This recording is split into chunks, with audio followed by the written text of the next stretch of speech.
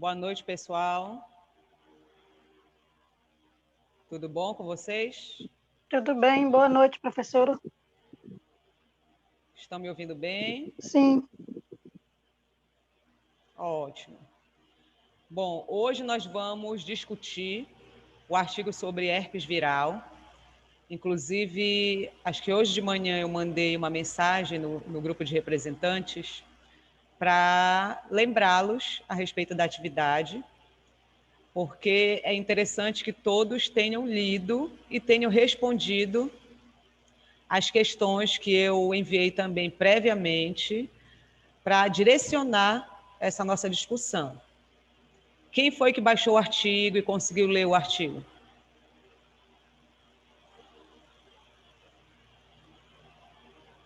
Todo mundo teve acesso ao artigo? Eu postei esse material na semana passada, tá, gente? Sempre vocês têm que ficar dando uma olhada, sempre que possível, no portal, porque pode ter material para vocês, ok? Então, esse artigo é um artigo que fala sobre a herpes viral. E nós vamos discutir aqui alguns aspectos importantes referentes a este artigo. Então, quem conseguiu baixar o artigo, já abra aí no computador de vocês, onde tiver o melhor acesso, para que a gente possa começar a atividade, tá? Abram aí o artigo, o arquivo do artigo.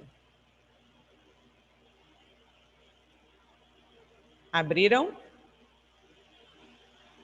Sim, professora. Abriram, gente? Sim. Ótimo. Então, vamos lá. Eu vou fazer o compartilhamento aqui da tela.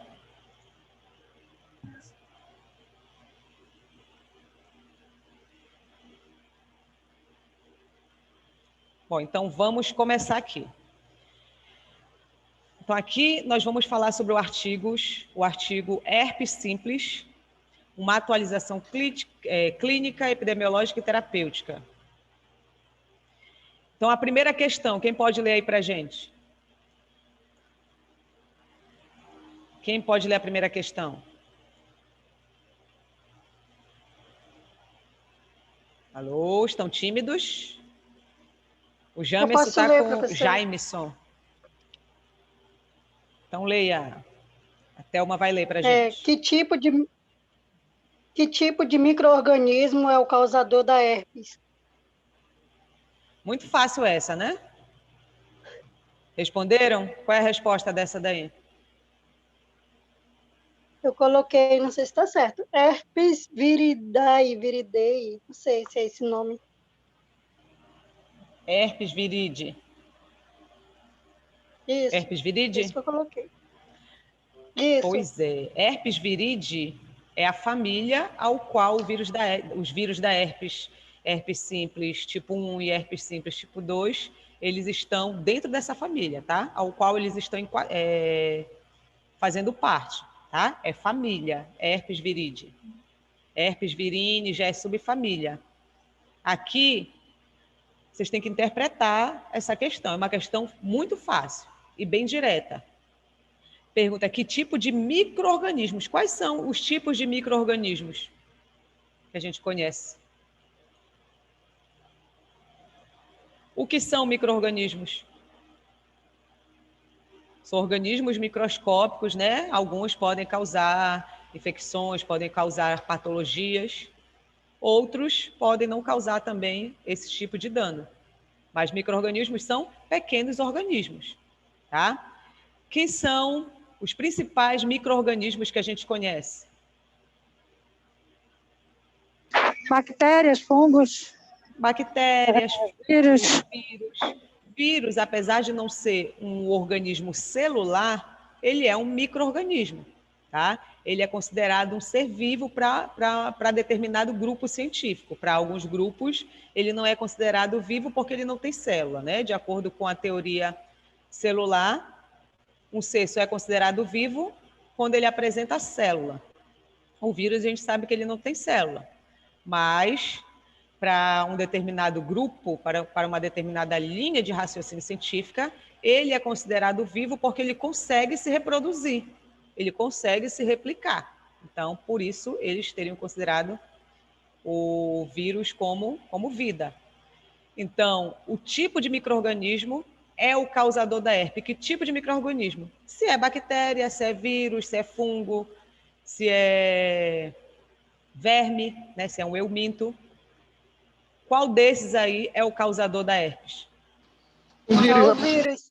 É o vírus. Isso, muito bem. Essa é a pergunta. Que tipo de micro-organismo? Agora, se eu tivesse perguntado qual espécie de vírus ou qual família de vírus é o causador da patologia herpes? Aí sim vocês iam colocar lá, no caso, se eu perguntasse a família, seria herpes viride, né? Se eu perguntasse a subfamília, seria herpes virine, ok? Na verdade, são 3 subfamílias, né? Dentro dessa terminação aí taxonômica. Deu para entender, gente, essa questão? Ainda Sim, tem alguém professora. confuso? Pensei que não era tão fácil. Pois é, às vezes, né, tem questão bem facinho que a gente desconfia, mas vocês não podem se deixar enganar por vocês sempre esperarem uma dificuldade maior. Vocês têm que olhar a questão, ler e interpretar.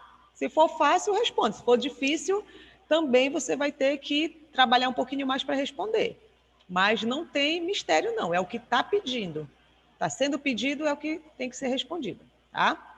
Segunda questão. Quem pode ler para a gente? Essa também é facinha. Quem aí gostaria de mostrar a sua voz? Eu posso falar, professor. Belíssima. Olha, o Jameson. O Jameson, leia para a gente, Jameson. Em qual local o HSV1 geralmente se manifesta clinicamente? Aí eu coloquei geralmente nas partes genitais. O HSV1? Isso. Na boca, professora. Isso, é na boca, Jameson. Acho que lá na leitura O você deve ter 2, embaralhado. o 2 que é verdade. Isso, É verdade. Jameson, você falou a resposta do 2. Tá? Tá bom, então. O HSV1, ele causa lesões, né? Ele se manifesta clinicamente nas regiões da boca, né? Nas regiões orofaciais ou periorais, né? Na boca ou regiões também próximas à boca, ali na face. E também, não só nesse local, tá? E também nos gânglios trigêmeos. Se vocês forem ler o artigo com mais cautela, com maior cuidado, vocês vão ver também que os gânglios trigêmeos, eles também são afetados clinicamente, tá? Então, resposta da segunda questão. Em qual local o HSV1 geralmente se manifesta clinicamente? Resposta: nas regiões da boca e nos gânglios trigêmeos. Certo? Sim ou não? Certo, professora. Mas aí agora eu pergunto para vocês. Eu coloquei aqui, ó, geralmente. Geralmente é porque eu estou dizendo que esse tipo de vírus, né, o HSV1, que é o vírus da herpes simples tipo 1, ele tem mais afinidade, ele tem tropismo maior, ele gosta mais das regiões bucais, né, das regiões orais ou faciais. Porém, porventura, esse vírus também pode se manifestar, né, se alojar clinicamente nas regiões genitais, certo? Porém, mais raramente, não é com ele não tem tropismo, ele não tem afinidade por essas regiões, mas é possível que ele possa causar infecção também nas regiões genitais, certo? Ok? Certo, professor. Então, terceira questão, né, que a gente praticamente já respondeu. Em qual local o HSV2 geralmente se manifesta clinicamente? Em qual local? Em Nas qual partes local? genitais, professor. Muito bem, né? Nas regiões genitais e nos gânglios sacrais, né? Que fica ali naquela região mais inferior, ok? Porém, mesmo raciocínio que a gente teve lá para o HSV1, o HSV2, ele pode também causar infecção na região da boca, nas regiões orofaciais? Pode. Pode, tá? Ele pode, porém, a afinidade dele maior, onde nós temos mais facilidade de encontrá-lo, causando infecção, por ele gostar mais dessas regiões, nas regiões genitais. Certo? Até aí tá facinho, né? Se fosse questão de prova, vocês só iam escorregar nessa primeira, porque vocês estavam pensando outras coisas. Mas já está tudo esclarecido aqui. Tipo de micro-organismo, eu tenho alguns tipos. Bactéria, vírus, fungos, eumintos, certo? Agora, se eu perguntar que tipo de família, se eu perguntar qual é a espécie, qual é o tipo de subespécie, e aí vocês vão ter que ir diretamente no que a questão está pedindo, certo? Sem mistério nenhum, não tem pegadinha. Até aí tá fácil? Conseguiram resolver essas? Conseguiram? Sim. Eu consegui. Ótimo. Então, até agora, se valer esse ponto, né, vocês já estariam com 3 pontos. Vamos para a terceira, então. Ou para a quarta, né? Quem pode ler a quarta? Vamos, quero todo mundo participando. Vamos lá, quem pode ler a quarta para a gente? Quais as formas de contágio para o HSV1 e para o HSV2? Qual? Quais as formas, né? Para o 1 e para o 2. As formas de contágio. Eu creio pelo essa questão... Fale. Pode falar, pelo pode falar. pelas mucosas, né? E o 2 sendo vaginal ou anal. Botei assim, mais ou menos. Tá, vamos lá esclarecer um pouquinho. Porque quando você fala pelas mucosas, se a também mucosa tem, né? não tiver também tem lesão, né? E quando você... quando se fala mucosa, você generaliza muito. Eu tenho mucosa bucal, eu tenho mucosa vaginal, eu tenho mucosa estomacal. Então, uma dica para vocês, na verdade, um macete, para que vocês nunca esqueçam formas de contágio. Para vocês saberem a forma de contágio, vocês têm que conhecer o local onde a infecção se instala. Entendi. Por exemplo, o HSV1, ele causa infecção em que região do corpo? Região? Orofacial. Orofacial, né? Ou região oral, bucal, gânglios trigêmeos. Então, para que o indivíduo possa se infectar, né? Para que ele possa se contagiar... Tem que ter lesão nessa área, né? Isso, é por meio do contato com regiões infectadas. No caso do HSV1, é por meio do contato com regiões orofaciais infectadas. Isso, orofaciais infectadas, certo? Sendo que para o indivíduo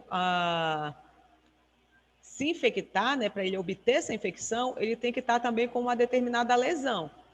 Porque o vírus ele precisa de uma porta de entrada para que ele possa entrar, tá?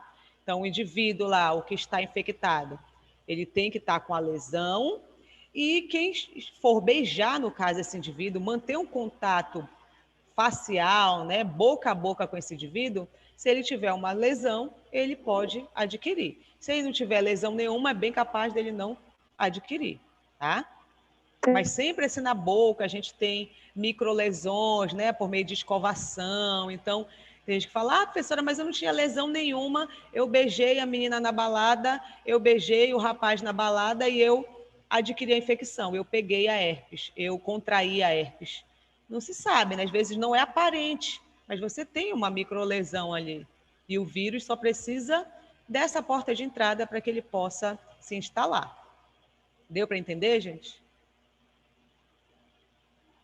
E, professora, mas também não somente adulto, mas criança também, né? Sim, qualquer indivíduo pode contrair. Basta ter, por isso que eu coloco bem claro, contato com as regiões infectadas. No caso do HSV1, quais são as regiões infectadas? As regiões orofaciais, tá? No caso do HSV2, agora respondendo a segunda parte da questão, Qual seria a forma de contágio para o HSV2? Contato com a região. Através de relações sexuais. A via, o meio, em geral, é a relação sexual, né? Normalmente é a relação sexual, tá? Mas a resposta correta é por meio de contato com regiões genitais infectadas. E qual é a forma praticamente geral de você entrar em contato com uma região genital?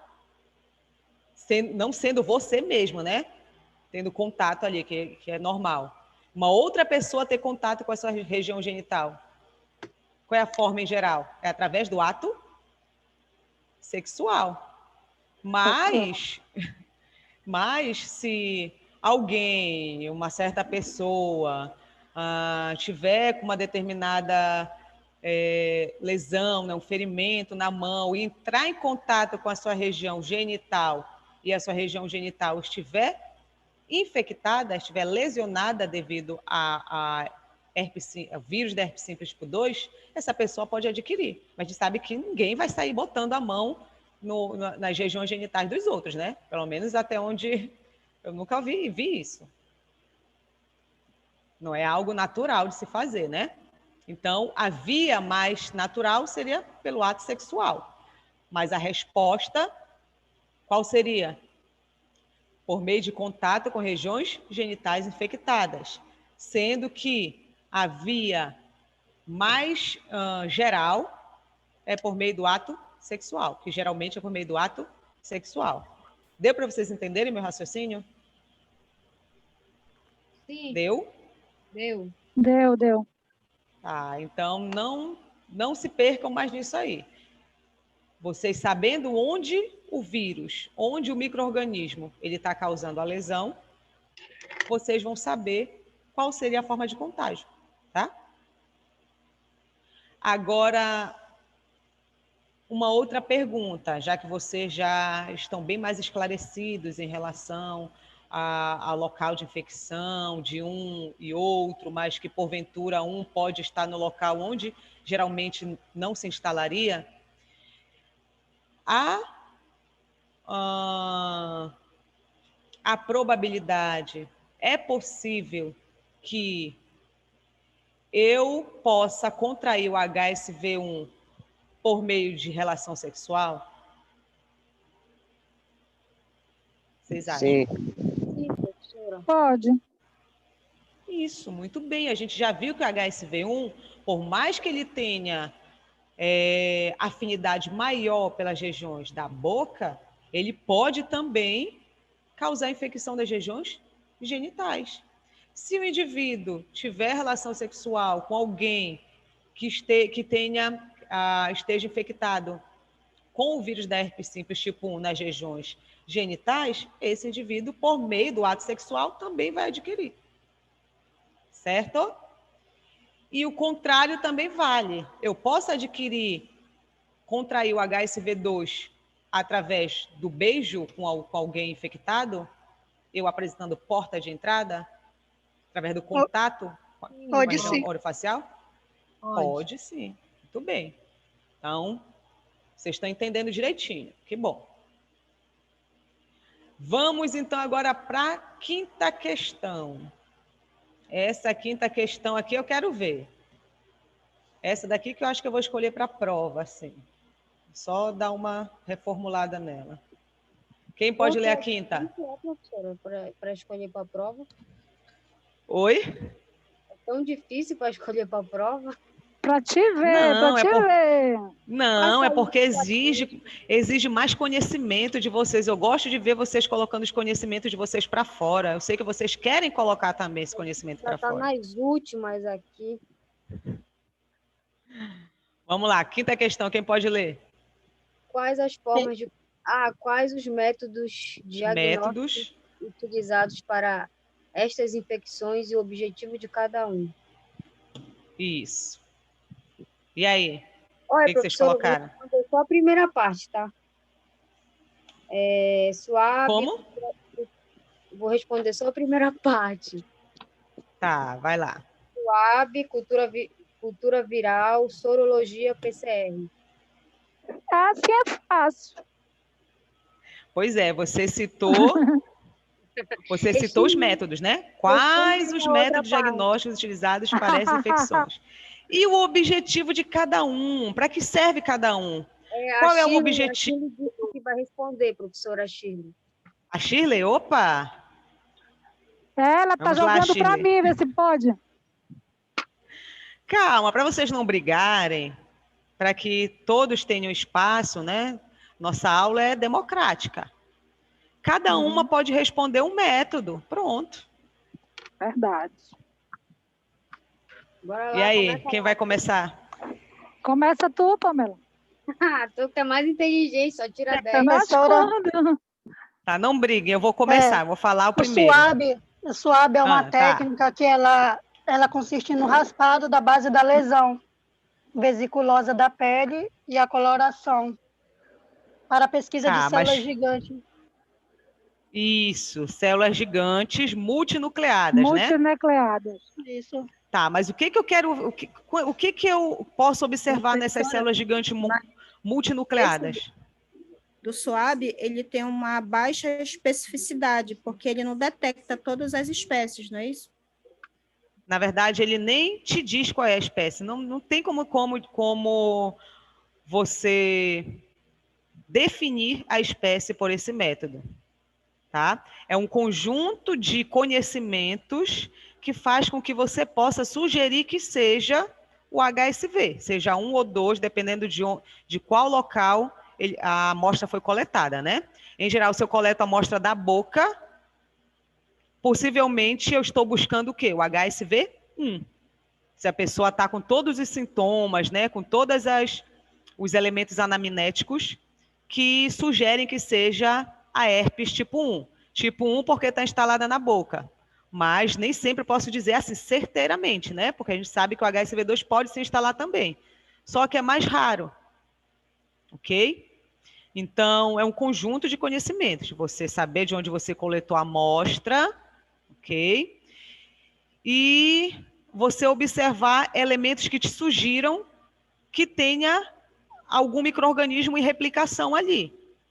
Que no caso das células gigantes, multinucleadas, se pode observar na microscopia, né? Você vai, faz a colheita com SWAB, aplica essa amostra onde? Numa lâmina, faz o esfregaço, depois você vai corar, certo?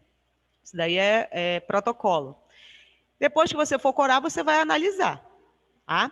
Analisando, você vai buscar por essas células gigantes, multinucleadas, que apresentam espécies de vesículas chamadas de corpos de inclusão. Nesses corpos de inclusão, o pesquisador, né, que está ali analisando o resultado, ele pode encontrar vários vírus ali, tá? Vários pontos, e esses pontos, né, são os vírus. Os vírus se replicaram e eles conseguem observar eles nesses corpos de inclusão. Certo? Só que aí eu não tenho como dizer se é vírus mesmo, se de repente é bactéria, se de repente é um outro micro-organismo. Tá? Eu só posso sugerir que possa ser o HSV1 ou 2, sabendo de onde eu coletei a amostra e conhecendo os sintomas do paciente. Ok, gente? Por isso ele tem uma baixa especificidade. Deu para entender? Sim. E é chamado método do SWAB com estudo citológico, né? Porque o SWAB é o nome principal da técnica. Não, o SWAB ele é apenas o quê? Um instrumento utilizado para fazer a colheita. Coleta. Tá? Isso, por isso que é SWAB com o quê? O SWAB com estudo citológico. Que é também conhecido como método de quê? Vocês devem ter visto. Método de Chizank, né? Isso, é o método de Chizank. Então, entenderam o objetivo desse método? SWAB com estudo citológico. Eu vou observar ali a presença de células gigantes multinucleadas contendo corpos de inclusão. E os vírus, né? Os filhotes dos vírus Eles estão ali dentro, os vírus novinhos, os vírus novos que se formaram ali na replicação naquela célula. Certo, gente? Próximo método, quem quer aí começar? Que é a cultura. O da sorologia, professora, ele identifica a presença de antígenos. E aí Como? O objetivo é identificar a presença dos antígenos e saber a presença dos agentes no sangue do paciente, basicamente, é isso? Calma. Vamos organizar a ideia, tá? O objetivo da sorologia, ou você vai buscar por anticorpos, se a coleta for quem? Se a coleta for sangue, né? Se eu coletei o sangue do indivíduo, eu vou separar os glóbulos vermelhos dos glóbulos brancos, e ali nos glóbulos brancos vão estar quem? No plasma, no caso. Anticorpos, né? Então, se o indivíduo ele teve contato ou está em contato numa fase em que anticorpos estão sendo produzidos, eu posso pegar essa amostra e fazer uma sorologia. Como é que eu vou fazer? Eu pego o soro, né, que contém quem? Os anticorpos, e eu vou levar para uma determinada reação, né? Pego uma plaquinha. Nessa plaquinha, se eu tenho anticorpo, o que tem que ter no pocinho da minha plaquinha? O que tem que ter? O anticorpo ele é específico para quem, gente? Para antígenos do micro-organismo que eu estou estudando, que no caso aqui, antígenos ou do HSV1 ou antígenos do HSV2. Tá? Então, esses laboratórios que fazem esse tipo de teste, eles têm plaquinhas que irão detectar determinados micro-organismos. Se no caso o paciente chega lá, eu quero fazer um teste aqui para HSV1, o técnico vai pegar uma plaquinha que contenha o quê? Antígenos do HSV1, ou uma plaquinha que contém anticorpos do HSV1. Por que eu tenho dois tipos de plaquinha? Porque vai depender da amostra que eu estou trazendo do paciente. No caso, o primeiro exemplo que eu estou falando para vocês, eu estou trazendo como amostra o plasma sanguíneo. No plasma sanguíneo eu tenho quem? Anticorpos. Os anticorpos vão reagir com antígenos virais. No caso do HSV1 ou HSV2. Então, quando eu coloco lá o anticorpo, o plasma do paciente, se houver reação, o que eu vou dizer? Que o paciente, ele ou está com a herpes no momento, na verdade, ele vai estar sempre, né? Porque a gente sabe que a herpes, ela não tem cura. Certo? Você pode estar sintomático ou assintomático, mas ela não tem cura. Por isso que a gente tem que sempre se prevenir, tá? Então, se no momento ali aquele indivíduo, ele está com uma carga viral alta ou não, tá? Mas se ele apresenta anticorpos, é porque aquele indivíduo está com a herpes. Deu para entender? Sim. Agora o contrário. Agora, digamos que eu não pegue como amostra, né, eu não colete como amostra do meu paciente o sangue. Eu colete amostras de uma infecção que está ali naquele momento. O paciente lá, ele está, né, com uma lesão na boca, bastante inflamada, né, digamos assim, tá bem evidente. Eu pego o suave e coleto essa amostra, né, faço a colheita. O que eu estou pegando ali do paciente, gente? Ou da boca, né, ou da região genital, ou seja, do foco de infecção. Onde está a infecção? O que eu estou coletando nesse momento? O micro-organismo, o vírus. Certo? No sangue, eu não estou coletando o vírus. Eu estou coletando anticorpos. Eu estou coletando a resposta imune do paciente em relação ao contato com esse micro-organismo. Ok? Mas quando eu faço a colheita do foco de infecção, eu estou coletando quem? o vírus. E aí eu pego essa amostra, vou processar essa amostra, diluir, e vou colocar, mais uma vez, para a reação lá da minha reação sorológica, tá? Seja no espectrofotômetro, no aparelho que eu esteja utilizando naquele momento, tá? O que eu tenho agora que ter na minha plaquinha, já que eu estou com o antígeno do vírus? O que tem que ter na plaquinha? Anticorpo. Eu estou com o antígeno vai reagir com o anticorpo que está ali na plaquinha. Se houver reação, o paciente, naquele momento, ele está ali, o vírus está ali, instalado. Está tendo foco de replicação viral. Naquele momento, aquele indivíduo está manifestando sintomas da herpes. Certo? Então, a sorologia, ela serve tanto para identificar o antígeno viral, tá? Ou o anticorpo do vírus. O anticorpo específico para o vírus. Isso vai depender da amostra que eu estou fazendo a coleta. Certo? Deu para entender? Sim. Pamela que respondeu a pergunta. Deu para esclarecer, Pamela? Deu, professora. Já está confusa. Mesmo. Hã? Sua resposta é a melhor de todas.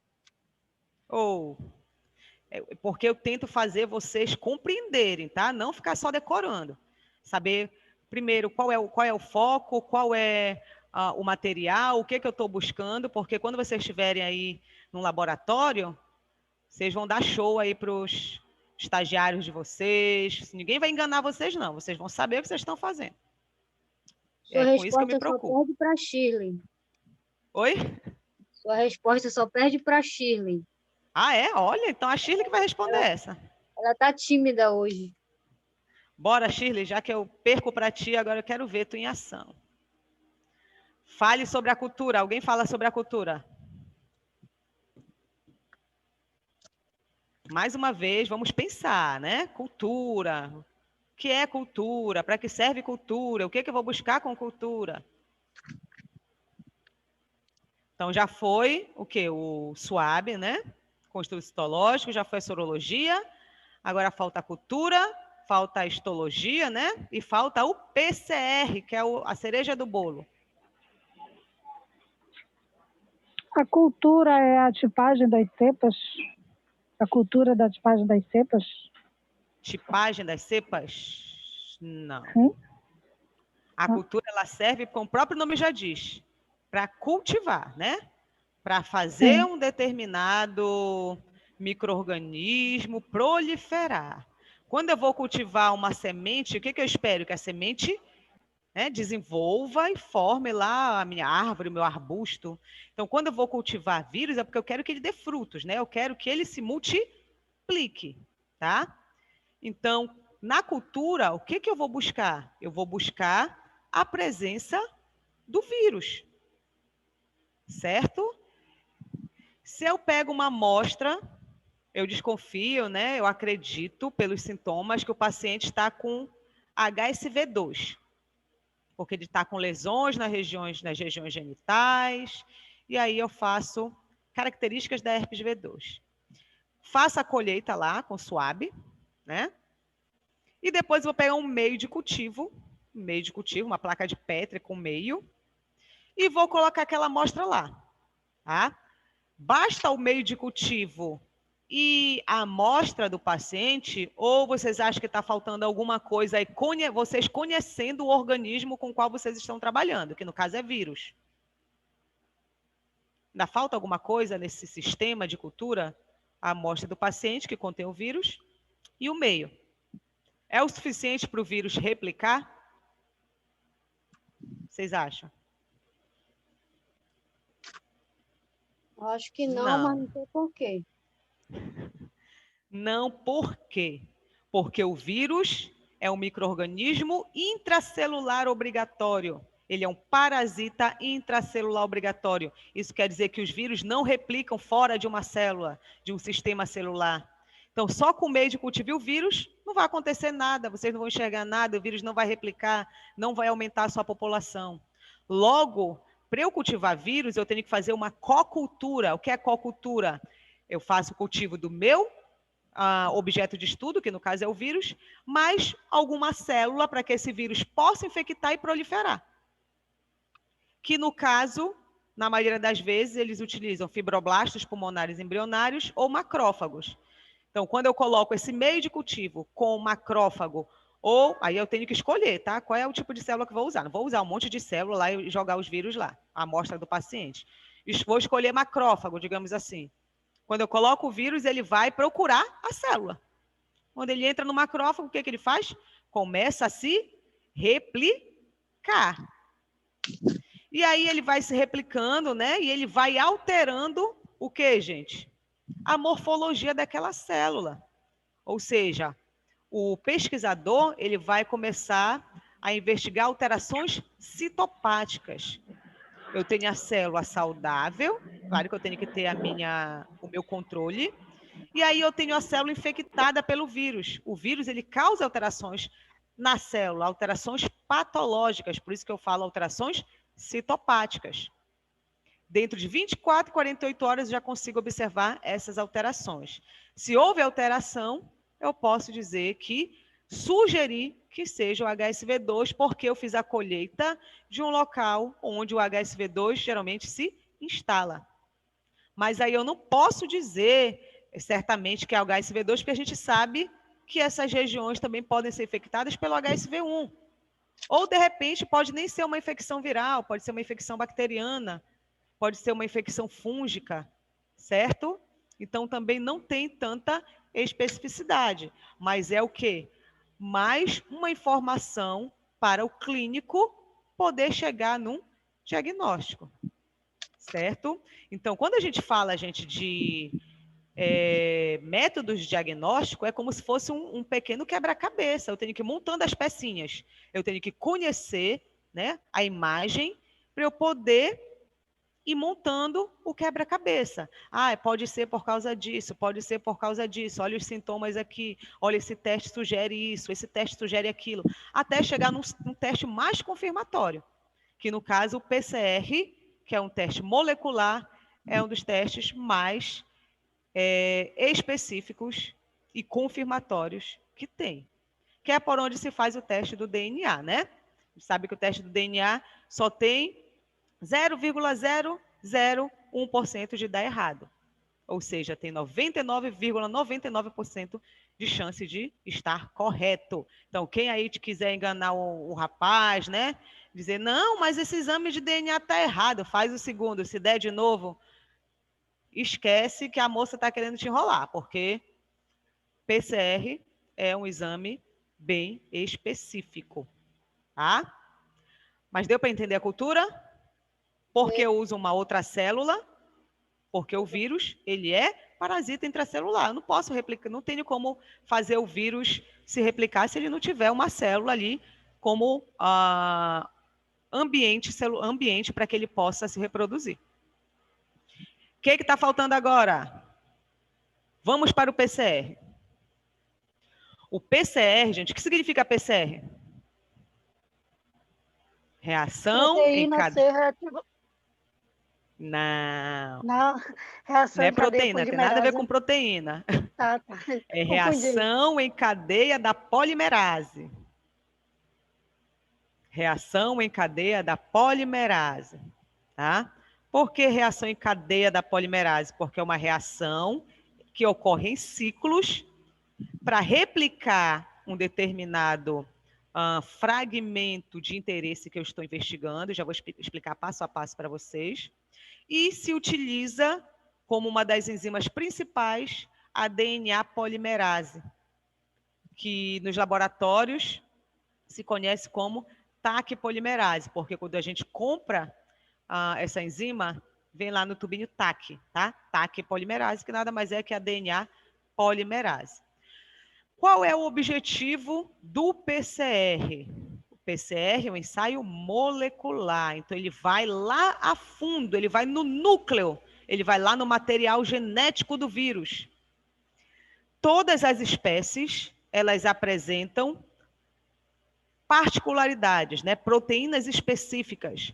os vírus e cada espécie dentro de uma determinada família, de um determinado gênero, também tem essas características específicas, que são antígenos específicos que caracterizam a espécie. O HSV1 apresenta antígenos específicos que só estão nessa espécie, HSV1. E o HSV2 tem antígenos que estão presentes apenas no HSV2. Até aí, está dando para entender? Sim? Sim, professora. Tá. Então, o que eu vou buscar? Sabendo que esses micro-organismos eles têm especificidade. Eu vou buscar com PCR a presença de antígenos específicos do vírus que eu quero investigar. Então, digamos que eu, como clínica, desconfie que o paciente esteja com HSV1.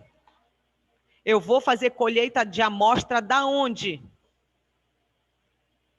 De que local do corpo? Se eu desconfio que é HSV1. Da boca, né? Da região. Muito bem. Orofaringeal. A região oral, orofacial, tá? Que mostra ali as lesões características da herpes. Faço a colheita, tá? Fazendo a colheita, eu vou isolar esse material, tá? E eu tenho que conhecer, gente, o DNA desse vírus. Se eu quero investigar HSV1, eu tenho que conhecer o genoma desse vírus. E eu tenho que definir no meu protocolo que antígeno desse vírus eu vou procurar na PCR. Eu vou pesquisar. Então, digamos que ele tenha vários antígenos específicos. Eu vou escolher o antígeno X. Eu quero saber se esse indivíduo está com HSV1, se esse paciente está com HSV1. Se eu encontrar esse antígeno X, que só está presente no HSV1, eu sei que o paciente está com vírus, porque eu coletei a amostra do paciente. E se esse antígeno só está presente nesse vírus, é porque o paciente está com vírus lá, concorda comigo? Sim. Aí, então, coletei, aí o que eu vou fazer? Extrair o DNA. Eu tenho que extrair o DNA do vírus, né? Tirar todo o restante de estrutura, capsídeo, capsômero, envelope, tudo. Deixar somente o material genético. Feito isso, o que eu vou fazer? Eu vou buscar replicar, ou seja, fazer cópias, por isso que é reação em cadeia. Fazer cópias desse antígeno que está presente no HSV1, que vai estar presente na amostra que eu coletei do indivíduo, né, do DNA que eu extraí. Para que eu possa fazer cópia apenas dessa amostra, desse antígeno que eu quero investigar, eu tenho que encontrar esse antígeno nesse material. Para isso, eu uso o que eu chamo de prime, né? Que na biologia molecular a gente chama de prime. E o que é o prime? É um fragmento de DNA ou RNA. No caso aqui é de DNA, porque é um vírus de DNA. Então, eu pego lá o fragmento de DNA, que é o prime, complementar ao fragmento do gene que codifica esse antígeno, tá? Do antígeno viral que vai codificar, do gene que vai codificar esse antígeno desse vírus. Aí o prime se anela ali e depois vem quem? A DNA polimerase. A DNA polimerase começa a adicionar o quê? Nucleotídeos, tá? Os nucleotídeos, eles são... como é que eu posso dizer para vocês? Eles são...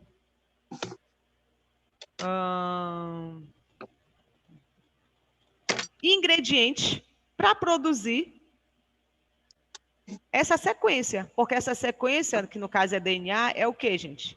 É um ácido nucleico. O ácido nucleico é formado pelo quê? Por nucleotídeo. Então, para eu formar cópias de um gene, eu tenho que ter os ácidos nucleicos. Tá? Os ácidos nucleicos de adenina, de timina, de citosina, de guanina, todos eles têm que estar ali no meu mix, nesse tubinho. No tubinho eu coloco a amostra do paciente, o DNA que eu extraí, eu coloco os DNTPs, que são os nucleotídeos, e coloco a enzima TAC polimerase. E aí o prime vai anelar, a polimerase vai começar a fazer cópias daquele fragmento. Que fragmento é esse? O antígeno do vírus. E aí, depois disso, eu vou processar esse material, né? Pegar esse material, fazer uma eletroforese, colocar esse material em pocinhos eletroforéticos. E aí eu vou ter uma amostra, referência desse vírus, desse antígeno viral. Eu sei que esse antígeno ele pesa em torno, digamos que só analogicamente, tá? Chutando o número aqui. 500 pares de base. E aí, quando eu correr essa minha amostra, se esse material do paciente ele tiver pareado com essa referência que eu tenho, eu vou saber que esse paciente ele está com vírus, uma vez que ele replicou o antígeno presente naquele vírus. Baralhou muito? Um pouco. Hã? É porque a PCR, ela é uma técnica um pouquinho complicada, tá? Mas, resumindo em miúdos, qual é o objetivo da PCR? Pesquisar antígenos virais. Por meio de quê? De cópia de genes que codificam esse determinado antígeno. Certo? Para isso, eu tenho que coletar a amostra onde está o foco da infecção, porque eu tenho que ter o micro-organismo para poder saber se aquele antígeno vai estar ali ou não. Se o antígeno tiver, é porque o vírus também está. Certo? Então, eu estou pesquisando a presença de antígenos virais por meio da replicação de genes desses antígenos. Agora ficou mais fácil, né? Ficou. Mas é tudo isso que eu falei para vocês, para poder chegar ao resultado final. Ah, tem que ter ataque polimerase, tem que ter os DNTPs, tem que ter o primer. Eu sei que assim não estava no artigo. Oi? Dessa forma não estava no artigo. Professora, Assim muita não estava no maldade artigo? na prova. Não. É por isso que ela quer pedir isso aí na prova. É muita maldade É uma porque questão dessa. Maldade, jamais. Olha, tá Tô chegando aqui o me Natal. esforçando para vocês entenderem, vocês me chamam de maldosa. Você Que não quer dar um horror. presente pra gente? Dê uma prova fácil. Mas prova fácil para quê se vocês têm tanto conhecimento? Não, Eu estaria judiando da inteligência de vocês, jamais faria uma coisa dessa. Uma prova que seja condizente com o conhecimento que vocês têm, que eu sei que vocês têm conhecimento. Então, está faltando só o que agora? A histopatologia. Para que serve a histopatologia? Agora, Shirley, Thelma, cadê vocês, hein, meninos? Olha, próprio nome, histopatologia. Eu vou avaliar as alterações histológicas em determinados tecidos, né? Eu faço a colheita da amostra, e aí faço um esfregaço, aí eu vou ter a minha lâmina teste, e eu tenho que ter a minha lâmina controle. A controle com a amostra não infectada. A teste que contém a amostra infectada. Então, eu vou observar o quê? Alterações histológicas provenientes de uma infecção viral. Por que infecção viral? Tem uma determinada característica, a infecção bacteriana tem também uma determinada característica, então o clínico, né, o técnico de laboratório ou clínico que conhece uma infecção proveniente de um vírus da herpes, ele vai saber reconhecer e sugerir realmente esse paciente está com HSV1. Ele pode estar, tem grande chance dele estar com HSV1. Vamos logo iniciar um tratamento. Ok? Sim ou não? Sim. Essa foi a questão mais complicadinha, né? Um pouquinho só complicada, não tanto, nem tanto. Vamos para a sexta questão. Para a sexta questão. Quem pode ler a sexta? Quem pode ler a sexta? Quem?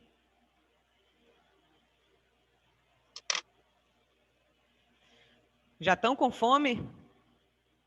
Eu já quero ir pegar o ônibus já. Pegar o ônibus? Você não está em casa, não? Vai embora. Vai assistir a aula da Rossane em casa. Deitada. Tá, vamos lá. Muito fácil essa aqui. Eu vou ler para vocês. Vocês já estão com fome já. Qual ou quais as formas de prevenção para estas infecções? Mais uma vez, é aquilo que a gente viu lá em relação à quarta, né? Porque a quarta, ela exige conhecimento da segunda e da terceira. Essa sexta também exige conhecimento da segunda e da terceira.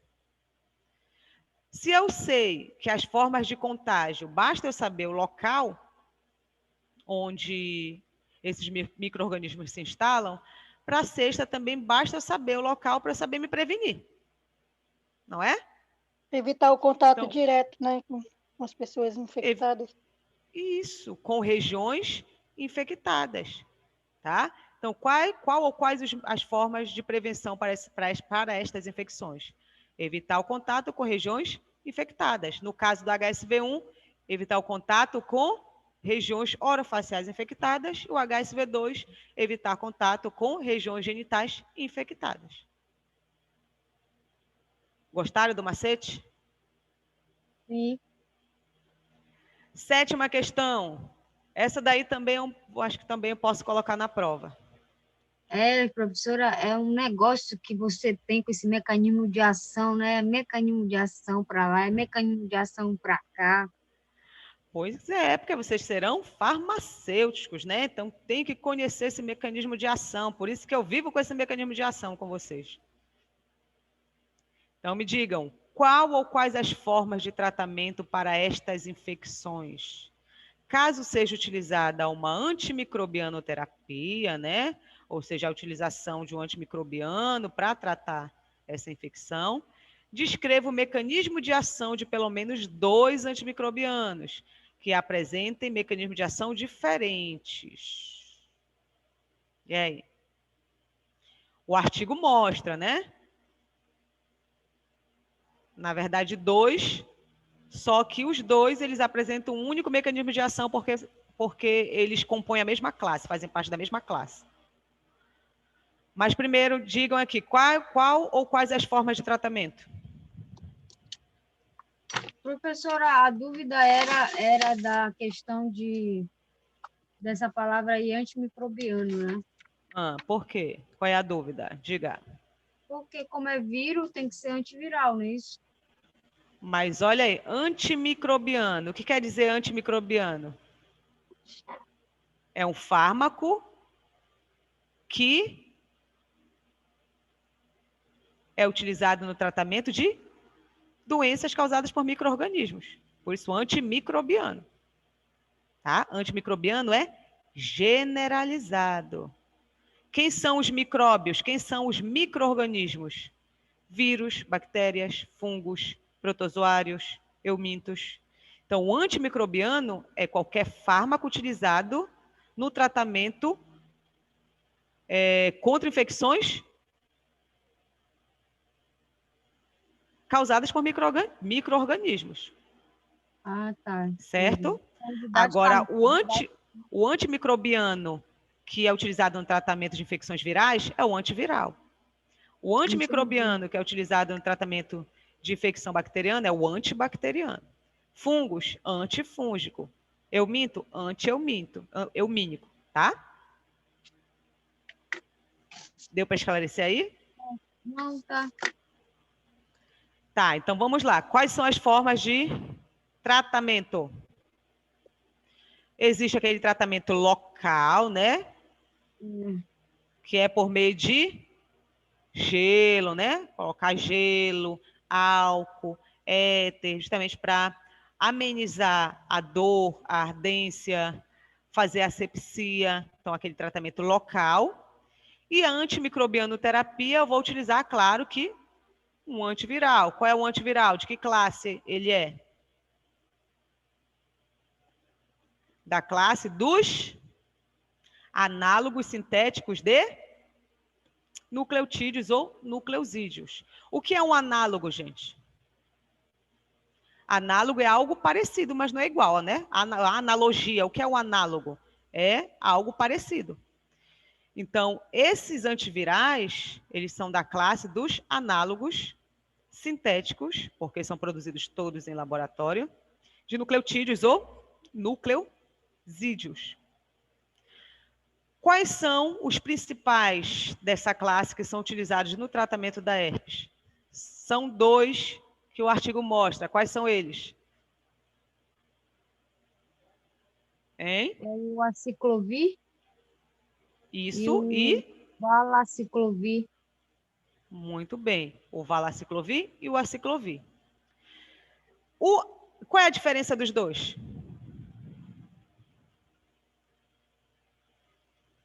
Qual é a diferença? O mecanismo de ação é idêntico, né? Dos dois. É. Por quê? Porque o valaciclovir, ele precisa ser metabolizado para se converter em aciclovir. O valaciclovir é uma prodroga do aciclovir, certo? Ele precisa ser metabolizado por enzimas intestinais e hepáticas, tá? Por hidroxilases intestinais e hepáticas, para poder ser convertido em aciclovir, tá? Então, se eu usar o valaciclovir no meu tratamento, eu já sei que ele vai primeiro ter que ser metabolizado, certo? Para a forma de aciclovir. Aí o aciclovir vai dar sequência ao mecanismo de ação. Agora, se eu usar logo o aciclovir, ele não vai precisar passar por essa metabolização intestinal ou hepática. Ok? Então, o aciclovir, quando ele entra na célula, o que acontece? Já é mecanismo de ação. Ele é fosforilado. O que é fosforilar? É adicionar agrupamentos fosfato, o fósforo. Tá? Não fósforo de casa, tá? O grupamento fosfato lá da tabela periódica, o fósforo, P. Ele é fosforilado por enzimas virais, tá? A timidina quinase. Toda quinase, gente, é aquela que fosforila, que adiciona fosfato. Então, essa timidina começa a adicionar fosfato no aciclovir, de forma sequencial, né? Vai fosforilando ali. Não só a timidina quinase, mas como 2 outras enzimas virais. Até o aciclovir se converter na forma de GTP, guanosina trifosfato. A guanosina trifosfato é um nucleotídeo purínico. Por que purínico? Porque ele contém uma guanina. Tá? Os purínicos, guanina, adenina. Tá? Então, ele é convertido em GTP. Só que esse GTP medicamentoso, que veio proveniente do aciclovir, ele não é natural. Ele não é ali da célula onde o vírus está alojado, tá? Parasitando. E aí, o que acontece? Esse GTP medicamentoso, ele vai competir com o GTP natural para poder entrar quando o vírus estiver sendo replicado, o material genético estiver sendo replicado. O material genético não é formado por nucleotídeos, tanto o DNA quanto o RNA. Então, os nucleotídeos têm que ser ligados uns aos outros para formar a cadeia de nucleotídeos, tá? Que é o ácido nucleico. E aí, se esse vírus é um vírus de DNA, eu tenho nucleotídeos específicos de DNA, em que a timina está presente, não a uracila. E aí, quem é que vai alongar a cadeia? Quem é que vai adicionar os nucleotídeos para formar uma nova molécula de DNA ou de RNA do vírus? A RNA polimerase, aquela lá do PCR. A RNA polimerase vai pegar os nucleotídeos e colocar eles para formar o novo material genético do vírus. Tá? Novos DNAs. Replicar esse material. Só que o GTP medicamentoso, ele vai competir com o GTP natural. E quando ele entra na cadeia, a DNA polimerase não consegue adicionar mais nucleotídeo nenhum. Por quê? Porque esse GTP medicamentoso, ele não apresenta uma hidroxila. E essa hidroxila só está presente no GTP natural. Tá? Quando a DNA polimerase chega e não vê a hidroxila, ela não adiciona outros nucleotídeos. E assim a cadeia para. Se para, o vírus não vai mais se replicar. O material genético do vírus não se replica. Não replicando, eu não vou ter novos vírus. Eu paro a replicação viral ali. Certo? Então, não houve a inibição da enzima DNA polimerase, como muitos alunos em seminário às vezes falam. Não há inibição da DNA polimerase. O que acontece é uma parada de replicação devido ao GTP medicamentoso entrar na cadeia que está sendo alongada, não deixando mais novos nucleotídeos entrarem nessa cadeia. Tá? Então, houve parada de replicação. Certo? A inibição é por meio de parada de replicação. Deu para entender? Sim, professor. Mecanismo de ação. Então, gente, por hoje é só. Na aula que vem, nós vamos falar sobre antifúngicos. Então, estudem antifúngicos, certo? Polênicos, azós, né, que são as principais classes, e outros também aí, como a anistatina, a alilamida, certo? Para a nossa próxima aula, para que vocês já venham com bastante conhecimento para a aula. Tudo bem? Então, boa noite e até a próxima aula. Fiquem com Deus. Boa noite, professora.